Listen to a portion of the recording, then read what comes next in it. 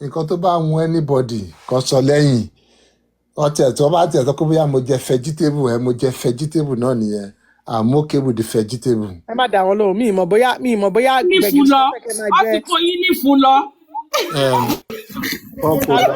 ṣẹ́rí nǹkan tí mo ṣe kó child of God mọ́ child of God gbádùn mo ní ṣé ń gbọ́ ṣàmùtù síbi tẹwà yẹn ẹ máa sọ̀rọ̀ ságbọ̀n ẹ kọ̀ntínú yín lọ mi.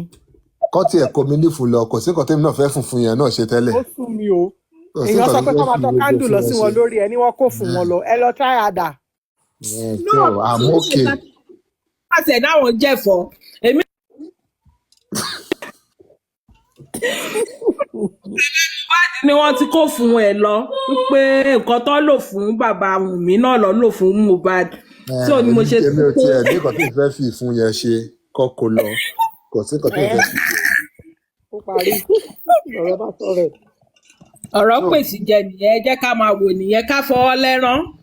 So baby I'm sorry èmi mọ̀ pé wọ́n gbé oríṣiríṣi ogun náà ọpẹ́lọpẹ́ in-law mi tó detonated ẹ̀ fún mi náà so I'm really sorry I hope you can find a place in your heart to. parí mo lè jáde síta wọn bá pa mí síta ni ní bàbá yìí ló pa ọmọ ẹ̀ wọ́n ti fún mi lówó wrong narrative.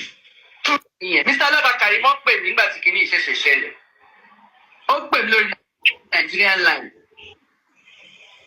ó bẹ̀rẹ̀ sí ṣe pé mo gbé pé yẹn right back to her. kí ni Karimo sọ fún yín ṣó bá yín sọ̀rọ̀ ṣó ń bẹ̀ yín pé òun sọ́ọ̀rì àríkàn tó post.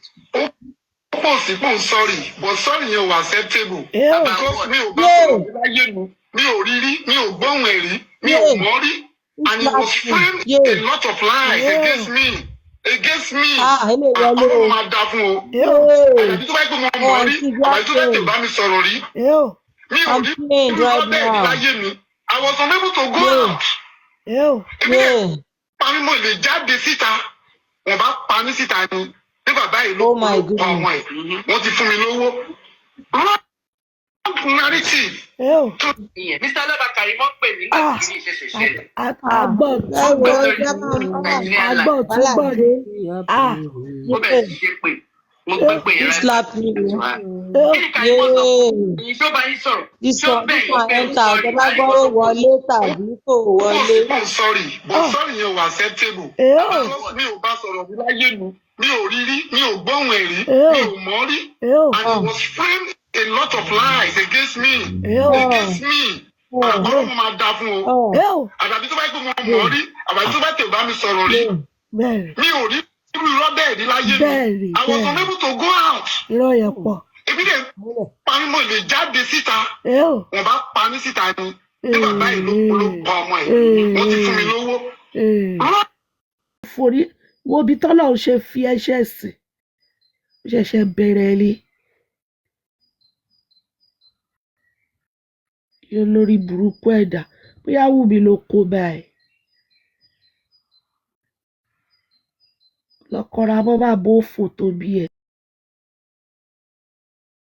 tó jẹ́ kí ìyá ẹ̀ kó dúró tọ́jú ẹ̀ bí bàbá ẹ̀ bá nífẹ̀ẹ́ á hùwà burúkú sí ìyá ẹ̀.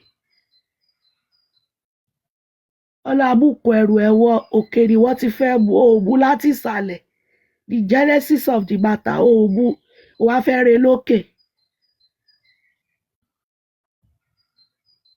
bóbìnrin wo ló máa rí fọkànbalẹ̀ ló máa rí dùnú ló máa lóun fẹ́ fọkànlẹ̀ torí pọ́nlọ́dẹ̀ fún ẹ ní bọ̀dá gbẹ̀wù dálé ọkọ ẹ o ti bìlíìfù pé that is how all man be àbí òun ló ṣe ń jọ́ọ̀jì ìyá ẹ̀ lẹ́nu ẹ ṣe tọrọ láti sọ̀rọ̀ sí ìyá ẹ̀ ọmọdé tó bẹ̀rẹ̀ tó wó di àgbàlagbà lè ọmọlẹ́yìn ra wo títì ẹ̀ nǹkan tágbà rí tójú ẹ̀ tó fi jì wọ́n gan wàá rí àìmọye ẹlòmíì tó ti bímọ márùn fọ́kọ kò sí wọn lè padà bọ̀ sí tálíkà ni ìpadàbọ̀ sí olówó ni ò dáa ó ti bìlíìfù pé kò sí kankan tó lè ṣẹlẹ̀ ìdààmú tí ìyá ẹ̀ rí yẹn tó fi fọkọ bìlíìfù ìwọ ló lè rí òun ló ṣe lẹ́nu ẹ ṣe gbọ̀n láti lè jọ́ọ̀jì ìyá ẹ̀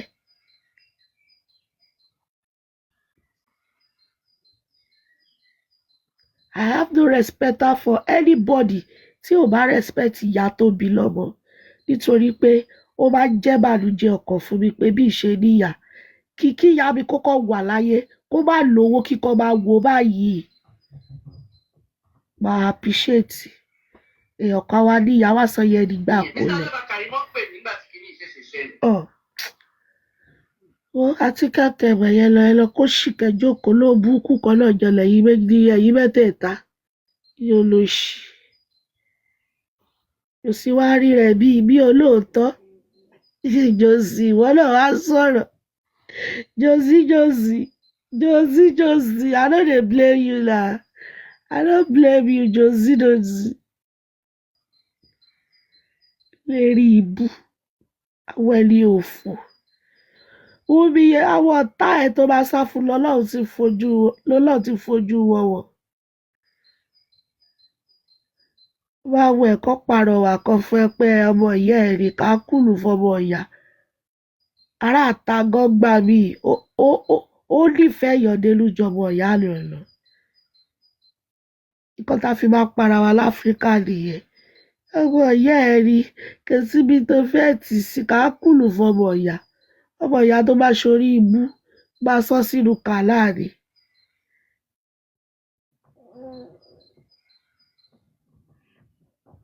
Ọ̀yá tó bá lọ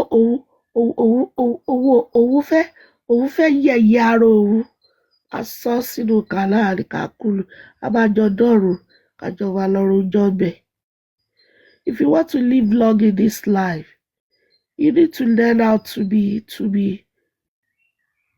báwo bá ṣe òyìnbó wo ni máa ń lò fún.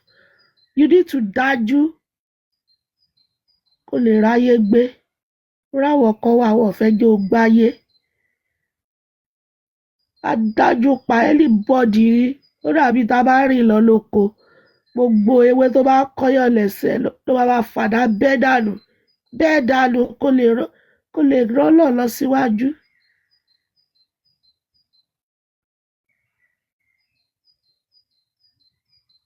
Fàdá ṣá gbogbo wọn dànù kó lè ráyè kọjá. Olórí ibú ìkà ò jẹ́ ṣe tiẹ̀ bẹ́ẹ̀. Àwọn ló búkú tọ́ọ̀tì ọ wá sásá bẹ́ẹ̀ lú. Ibi are fighting for me. Adéta àwọn òrojú ìyá aṣọmọ lóore. Gbogbo yín pátá la mọ̀. Ẹ máa ṣẹ̀ sí gbẹ̀yìn rẹ̀ àfi tó bá jẹ́ pé lórí òótọ́ lẹ dúró lé.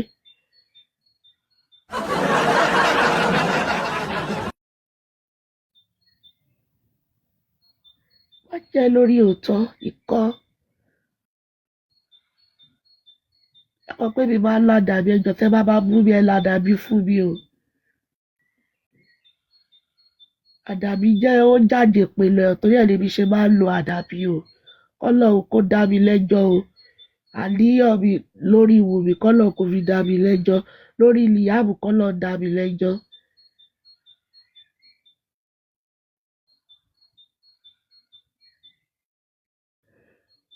Olórí ibú ẹ̀dá ẹni ibi ẹ wá gbé fúrákàsì ẹ gbé wọ family matter. Gbé fúrákàsì orí burúkú bọ́lá ṣe máa fàyè yín gba fúrákàsì nìyẹn.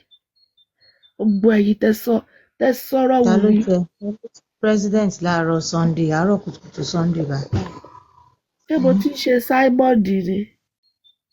Then preach as in bóyá ń ṣe wàásù àmọ́ wà ń ṣe Sunday service lọ́wọ́ báyìí. Ẹ continue àti pé mò ń sọ ni pé Yorùbá ò mo fẹ́ lò ìgbaninímọ̀ràn yín yìí ọ̀nà bòmí ló gbà yọ ni Yorùbá yẹn ni ò fẹ́ yé mi. Áńgẹ́lì bọ́yẹ gbé wá lè. Òkè áńgẹ́lì tó ń pínre wọn lójú ẹ̀dá o. Áńgẹ́lì ló gbére. Wọ́n gbé wá lè wọ́n ṣe bẹ́ẹ̀ bí bá ṣe darí rè. President Jerry Malika tó ń lò wọ́n lọ́wọ́lọ́wọ́ báyìí. Ọ̀dà ṣé torí pé mi ò ti rí kẹ́ máa bówó wẹ́ ẹ̀ mọ́ pé Malika ni mi. Jésù ọkọ̀ ìjíṣẹ́ pé mi kò kọ́ mọ̀ nǹkan kan lórí pé àwọn Malika tó wà lórí platform yìí ló ń di gbogbo yín mọ́lẹ̀ kò ń ṣe kándù tèmi nìkan ṣé gbogbo yín ti gbọ́ báyìí. Ṣé ẹ ti gbóòótọ́ ọ̀rọ̀ báyìí? Ọlọ́run á láti máa sọ̀rọ̀ lẹ́kọ̀ọ̀kan ká bá Necessary kọ́ ọ̀rọ̀ ẹ̀kọ́ lọ̀rọ̀ tó ń sọ kò sí nínú rọ́ńbẹ́ o. nǹkan tí ó ń ṣẹlẹ̀ yìí. Ipe ẹni abínibí dá ni ká má gbára léyàn. Ọlọ́run nìkan ni ká gbára lé. Ṣé Jòsí ò dá ọmọ ẹ̀? Ẹ wo bọ́mọ ẹ̀ bó ṣe forí ṣe tó fara ṣe tó fọrùn ṣe. Ẹ wo bí tí Jòsí ẹ wo bó ṣe gbogbo àwọn ọ̀tá ọmọ ẹ̀ ni Jòsí wá lọ bá fẹ́ yí. Kẹ́mkẹ́m tó jẹ́ pé lójú ayé ọmọ ẹ̀ kò nífẹ̀ẹ́ Mohbad. Ẹ wo bó ṣe tún dìfẹ́ǹdì àwọn NDLA lánàá. Ó ti dìjẹta lélì tí gbogbo wa dẹ̀ rí tó dẹ̀ mọ̀ pé ọmú lóòótọ́ tó ń taari lọ́spítù. Jòsí wàláhì ò ní lálẹ́.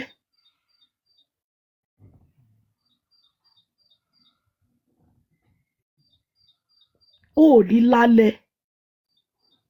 Irú èèyàn bẹ́ẹ̀ ni wọ́n wá lọ jókòó tì lórí ibú nítorí owó kọ́lé bẹ ó ṣáà wá kọ́bẹ̀ pèrò sọ́kọ̀ gold fraud me.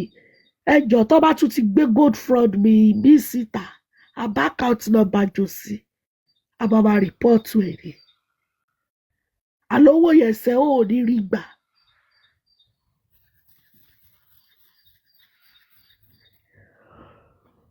Ò ní rí gbà. EFCC ṣì máa dá sọ́rọ̀ yìí tó bá yá torí pé gbogbo caterians tó nídìí láti fi bẹ́rì Mohbad ni àti lí ọtí gbépo sílẹ̀ ibi tó bá sísẹ́ ọtí gbé sílẹ̀ we don't need any money. Olórí burúkú lọ ṣiṣẹ́ tó bá fẹ́ gba lọ́ọ̀yà bọ́ta kó lọ ṣiṣẹ́ lórí ibú olòṣì. Ẹ wo kọ́ńtẹ́nà tẹ́ mọ̀ pé inú ẹ̀ ò dùn. Ó tún wá wọ́ọ̀sì sí ó ti ẹ̀yìn bẹ́tà tẹ́lẹ̀. Àbẹ́mi nìkan ni mo notice ẹ̀ ní sista Temi. Ẹ wo ìjẹta ẹ wo ojú ẹ̀. Ó dàbí ojú ìgbà tí àwọn ọlọ́pàá tó fi kọ́kọ́ invite ẹ̀ yẹn.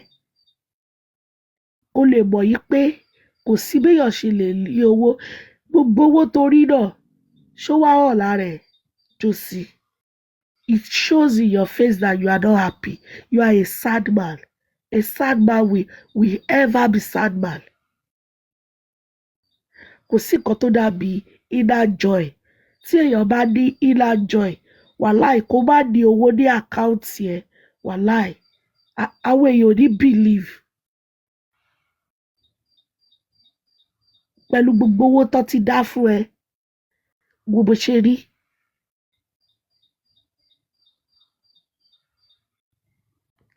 Àfi tó bá jẹ́ yí pé nǹkan tó tọ́ ló ń ṣe ló kù. Ìwọ náà deep down in you are not sleeping at night. Gbogbo yìí tó bọ́ta tó wá ṣe yẹn you are faking it. It shows in you. It shows in your content that this man is not happy. O lérò pé owó ni gbogbo nǹkan láyé yìí. Owó kọ́ ni gbogbo nǹkan. Pẹ̀lú gbogbo owó tó dá fún ẹ, wo ojú ẹ, inú ẹ ò dùn. Lóòbù kọ́ lọ gba fóònù ọwọ́ Wùmí o. Ó gbà á. Ó lọ bá wọn gbà. Oní páwà yẹn lọ ti gbà fún ẹ látọjọ́jọ́ yìí.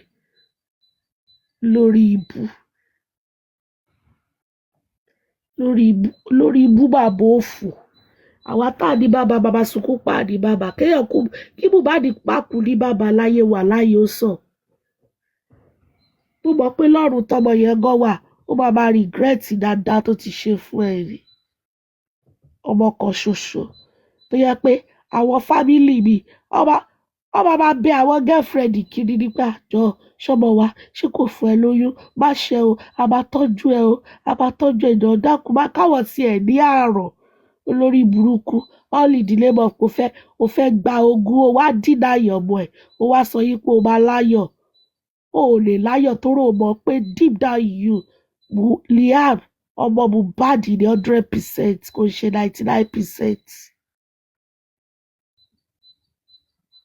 Àtàwọn olórí burúkú tó ń kì ẹ́ lẹ́yìn gbogbo yín pátá ìjọba ráre kẹ́yìn ayé yìí.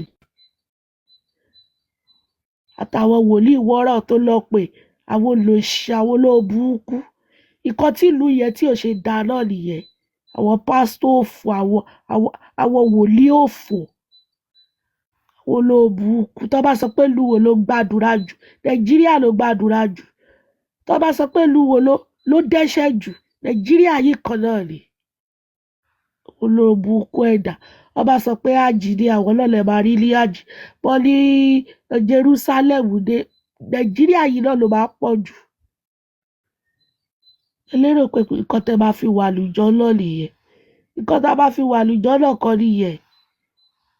Iṣẹ́ ọwọ́ wa la máa fi wà lùjọ náà.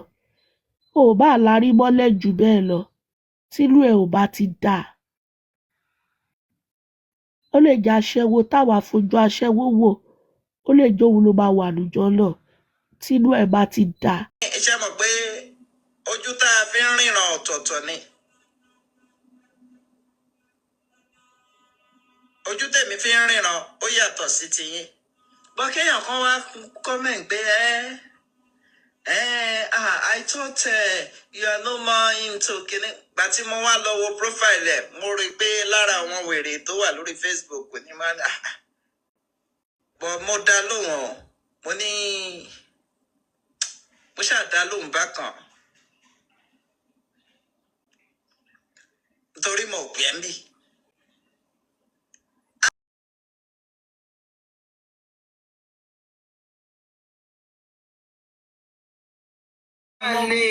No, wọn tí mo wọn sì sọ pé wọn abẹ ni.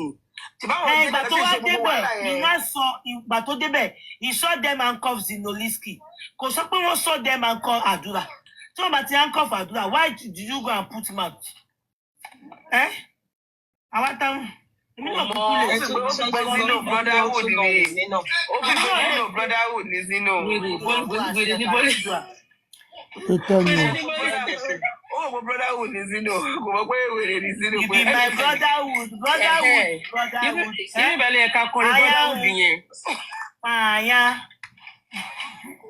MFM. Can you see that they even beat Wunmi Joy self? She fell inside. Oh no, me. Can you imagine? Oh man. Kò dá kéèyàn má níyàn. Ọlọ́run ayé ti bá dá láyé mi. Màá fẹ́ ènìyàn mímọ̀ sọ̀rọ̀. Mo dẹ̀ máa ní owó gidi gan. I swear. Kò dá kéèyàn má níyàn. Tí mo bá ti ní wá sọ̀rọ̀, àwọn pípọ̀ yóò ní lọ free. MFM. Bí oní burúkú wo nìyẹn? Tí mo bá ti ní wá sí Why would you beat a lady up? Àní tí mo bá ti ní wá sí ọ̀dọ̀ Ọ̀tẹ́dọ́lá. Kọ́nà òfin mílẹ̀ sọ́run. Tọ́nà bá ti mọ̀ pé òun ò ní gbé mi sọ́dọ̀ Ọ̀tẹ́dọ́lá. Ọ̀dọ̀ àwọn olówó ó fi mílẹ̀ síbẹ̀. Ìyàwó èdè fẹ́ bí mi yìí ìjọ tún pa mí sínú kù yìí. Ìyìn padà sọ òrùjọ Ọ̀tẹ́dọ́lá bí ìwà. Tí mo bá ti lọ sọ́dọ̀ Ọ̀tẹ́dọ́lá. Mo fẹ́ remain as angel in the heaven. I don't want to come. God, you can hear me. Just kill me. What happened? Ọmọ Ìyábọ̀. Bọ́lí bí ọmọ Ìyábọ̀ lásán Ìyábọ̀ ló bí lásán òun náà ganu ayé. Ọmọ Ìyábọ̀ lásán dẹ̀ ló fi ju àwọn tí dẹ̀ dúdú sí. Ìyábọ̀ ló bí fún Ọ̀tẹ́dọ́lá. Ọmọ. Nígbà tí ara sọ Ìyábọ̀. Ibu me person get mad. Ara sọ ọmọ Ìyábọ̀ kó ti ọmọ Yahoo ni. Tí wọ́n ṣe gbọ́ wetin Ìyábọ̀ use their eyes see. Tí wọ́n disturb ẹ̀ pọ̀ ọmọ Yahoo ni tí wọ́n gba fóònù lọ́wọ́ wọn. Wetin Ìyábọ̀ use their eyes see. Kọ́fẹ́ kú. Ọmọ tí bá ti fè ní mi èmi God just leave me as an angel make I dey enjoy for all. Àwọn Ìyábọ̀ kéré sí àní tí mo bá sì lè wá Ọ̀tẹ́dọ́lá sí àbí Adélékè ní Nàìjíríà yìí. Tí mo bá lè wá ní Kìdúwáyà ọbàbà Kìdúwáyà Ọ̀tẹ́dọ́lá Adélékè. Mi ò wá lọ́dọ̀ Ìyábọ̀ omi ìdẹ̀ wá lọ́dọ̀ Tonto Dike. Kìdúwáyà náà ga láyé o. Ọ̀tẹ́dọ́lá Adélékè ọbàbà Kìdúwáyà kí ló kọ Nẹ́ẹ̀dì Ṣúkú. We dey do this to another people. Ṣé gbogbo family wọn kan ló fẹ́ lù wọn? Family Wunmi gan fẹ́ lù Wunmi. Ọjọ́ náà Wunmi lè máa sọ pé wọ́n náà òun náà ṣe rò pé ó sá ń lé ni. Ó lè máa sọ pé wọ́n náà òun. Ẹni mi ló máa gbà mí. Naira Marley gan sọ pé mọ̀yàn kó má lọ ṣẹ̀sín nínú orin ẹ̀. nonsense òṣìwò nìyẹn. Ẹ dẹ̀ wá náà yàn bẹ́ẹ̀ yẹn kó dáná. These are my favorite color. Let's see the same. At what point did they harass him? Okay, I can see him. Ó dùn mí o. Only they beat me to stupor. There are evidence. Oya, my lonely. Oya, carry your this thing. No, they're killing me. What's that? Let me see. For me 1 minute, Ejo. Mommy. Mommy. Ṣé ti gbọ́ ẹ̀yin Josie anti-justice supporters? Ṣé ti gbọ́ no? Máa gbọ́ díẹ̀ sí máa gbé kúrò bẹ́ẹ̀. What did you do? Nye. Ṣé ti gbọ́ pé ó jìyà? I couldn't ask him what happened. But she did anymore, but then we sat at the corridor while he went downstairs to receive a call because his phone was ringing. And the next thing we saw was the live video he did. He went downstairs. He never even informed all of them that he was going to make a call. He did, screaming for help. And that night, I couldn't ask what happened. He just wanted to know his whereabouts. Myself and his brother went to the scene and took him away from there. With one of Naira Marley's signing, called Steve Black, we took him inside the car. While we were going, he said he doesn't want to go to that Naira Marley's house again, that we should take him to the hospital. While we were still on live video, we got to the hospital and he was inside and they attended to him. And after the whole thing, we went to his friend's place. Yeah, weekend,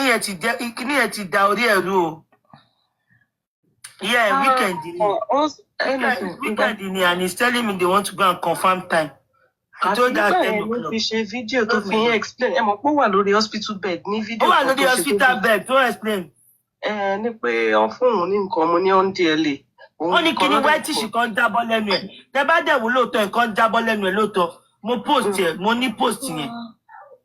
Ẹni ọmọ yìí ṣe mí o. Mo ní post yẹn. Ya mo picture o. Yeah. Ọmọ. Wọ́n fi ìyà jẹ. Dá kí o máa ní Ọlọ́run. Tí wọ́n bá ní ọmọ ò lè nàyàn bẹ́ẹ̀. Okay now. Your question, that hospital, what was the diagnosis? What was wrong? Diagnosis, what was wrong? They checked him out and they said nothing was on his head.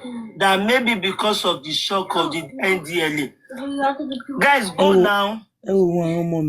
Maybe because of the shock of the NDLA. Question. The hospital said for his head. The hospital said for his head nothing. Only yes. Did they check his body? What did they say was the after effect of what he took at the hospital? Answer. After taking him to the hospital, I didn't remember them saying anything because he left the hospital the next day. And he said he wasn't comfortable at the hospital too. That he feel those people are working with. Yeah. What have you put continue? So kò put your man be only o tún kó hospital pé mo comfortable. Wọ́n fi pa àwọn people yẹn tún ṣiṣẹ́ hospital. Kí lè léyìí ẹ̀dẹ́ kí wọ́n gbọ́ràn. Who sent the request just now? Ẹni yẹn ti disappear mi lẹ́ni náà mọ̀. MSN ẹmọ pé sorry Cocoberry, sorry, go ahead. Okay. Ẹmọ pé stepmother fi hammer gbá lórí. Ìgbà tó wà ní kékeré. Now NDLA did the same thing again. They hit him on his head. That is a trauma. Ó trigger trauma for Mohbad. That's what I'm suspecting. That happened to him. Exactly, Cocoberry. And again, want to follow me. So what's in this coin? It is hallucination. Once you put it with you, what he hallucinates. You understand? So that trauma is so much. We're not just colori psychiatrist, not because he's going mad, but just for an evaluation and for them to, anyway, I have tried to put him in the right. Every time. It was my husband that was sick too. I did not take it serious. I never knew he was hiding it from me. He was going to have an operation. He had a minor one and he drove down himself. And I was like, why ni poku mi? I said, alakoko to koko ṣe yẹn. I said, wọ́n kàn preamble nìyẹn. Only main one. Immediately, I'm the type that I'm always so inquisitive. Now, you go in details. So because it came down before to batini konshele by, I will Google nurse timoje mo le ṣe nurse ara mi. Thank God that I'm not sick. When I was pregnant, that was palpitating. My second born, I was seriously palpitating. They tested me, they do everything. Mo rí nǹkan kan èmi. Ohun mi nìyẹn ta. Mo gbọ́ ohun mi for the first time. Tí má ti gbọ́ báyìí máa ń gbé kúrò ni. For the first time I listen to eléyìí ló pa mí lẹ́yìn. Eléyìí ló jẹ́ kí n sọ lánàá. Eléyìí pa mí lẹ́yìn lánàá. Eléyìí máa jẹ́ kí n sọ̀rọ̀, but máa kọ́ tẹ̀ gbọ́ without saying anything. It takes a woman to carry a baby for 9 months. Do you know what the changes that happen in her body? The unexpected. And we men, it's sad that Mohbad's wife was just used. That guy was a promising boy that was given a trade by his father. He was a carpenter. I believe he would have been the best carpenter in Lekki. You're not respecting men. You're making men look stupid. You can do it all. You can do the male and the female. But there's a reason why a male and a female have to, come together to continue the world. I used to think if they kill too much people in slave trade, why are there still so many black people? And I realized that there's polygamy. That's why we could survive it. A lot of women succumb. They respected. They nurture. There was a time a woman will feed another person's baby that is not her baby with her own breast. What are we talking about? No woman can do that. It's all about me and my own child alone. Me at our mommy. Well, you're not going to marry your children. You don't decide their future. You can give them the best school. You can give them everything you want. They're still going to meet someone like, I don't know, you don't even know what I'm raising. They can meet the person I'm raising. There was a doctor in the UK, His daughter had a white boyfriend. I guess he was so happy that at least he's not from all these Nigerian shenanigans. At least he's a white girlfriend. The girl had done her master's and everything. The white boyfriend, he gave her hepatitis B or B. What was that disease? The girl committed suicide.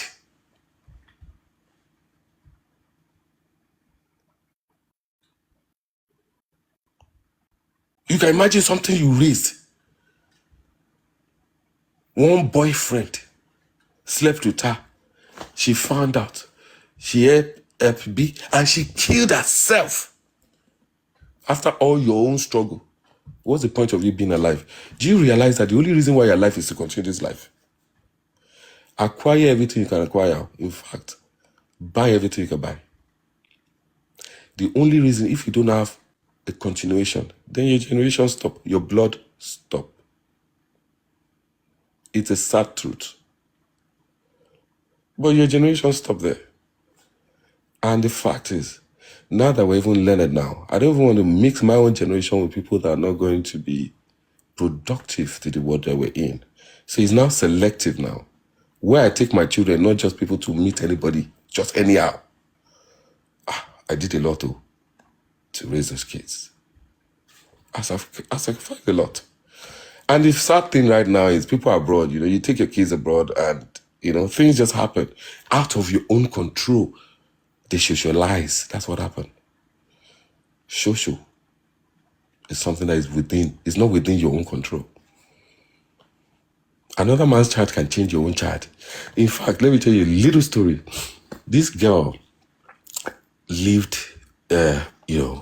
with the siblings in the house, but some way or form, the mother found out that she started changing the way she was dressing. And she was like, kí ló ń ṣe ọmọ yìí? Obìnrin la bí ẹ̀ náà, èwo ni gbogbo ètò tó ń ṣe. She now decided that, look, Start to invite your friend to the house so I can see who you're rolling with. By the time she invited the friend too was dressing the same way she's dressing.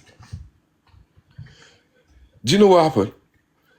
The friend obviously identified as the other side. And the daughter follows suit. Nothing you can do about it. Babe is Ilu Oyinbo. That's what they call Ilu Oyinbo. Nothing you can do about it. Nothing. Because the girl is of age, she can decide. We used to spend like 30 years old in our parents' house. Your girl, at age 18, she'll tell you, Madam, hold your space. So it's so sad that if you don't want to end up in homes in abroad, you need to work out where you're coming from because we've forgotten our heritage. Heritage is land. Land is where you can have a control and say who you are. I'll chip another thing. I had a cousin that was schooling in Ukraine. Do you know during that Ukraine war and everything, they didn't allow black people to enter the train to escape the war? In the moment of Wala, when everything, people's children were there schooling in Ukraine, they did not want them to, people were still having hatred towards black inside war. If you don't know where you're coming from, I guess you will never know where you're going through. May your children never see it. And this is my cousin. And we had to watch them drive all the way, crossing countries. This is a boy that was barely 21. Just to get out of that zone because they were not allowed on the train. And it might not happen to you, but it's just my experience I'm sharing with you. The world itself is so, right now, there's more evil than good. There's more evil. There's likelihood that people will do you evil than they will do you good. Take it like that. Because there's always a balance to the world because it's negative and positive. Every day you make decisions. You say yes or no. You could decide to cross a road. And you could decide that, look, I'm not crossing that road. It's up to you. You could decide to enter a car. You could decide to, it's up to you. Every second you make a decision could affect your life, affect your family's life. And so is it at work. So it is as government job. So is it as contract that you get. You could be a governor that decides to pay for all his children, 5 children, $800,000. Because he feels that if I'm not a governor anymore, I want my children to go to the best school. Won't you want your own children to go to the best school? We all saw reason why I did it. And I fail to see Nigerians as lazy because everywhere in the world, Nigerians they are achieving a lot. They're achieving a lot. And it's so, sometimes when you hear when Nigerians are, you shock.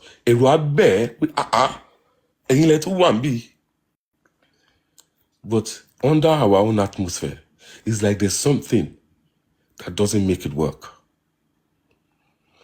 I don't know what it is. That atmosphere, there's something. There's a spirit. I don't know. Even if you're good, they will corrupt you. Even if you're trying to, they would corrupt. You can imagine you trying to be the best for your children. And you go to work. And you have to start doing things that are not against your own will. But some of us will still take that job because you want the best for your own children. Your children. My own people. Oh, Papayano, nice one. I will stop right now. Thank you so much.